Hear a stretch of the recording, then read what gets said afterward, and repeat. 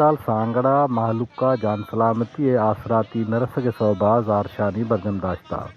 हमें दरख्ता Sanghar press club देमा यक निंदा के बरजम दारक बिता कुनिंदा का मालुका गुश्तक के सांगड़ सिविल अस्पताल मारा है चोड़े आसराती नरसी निंदाक वादा जमात इस्लामी सरोक जहीरुद्दीन जतोई उदिगरा गुश्तक के अस्पताल है चोड़े आसराती नेस्ते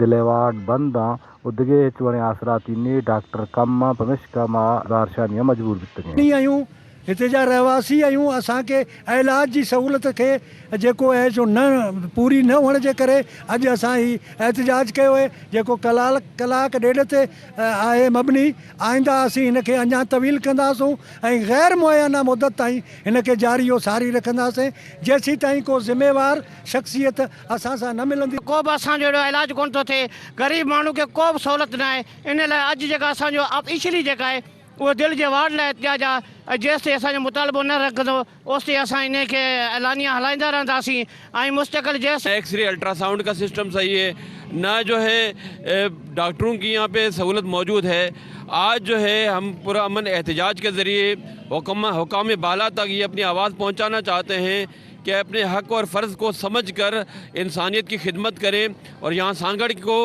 बुनियादी सेहत की सहूलतें दी जाएँ।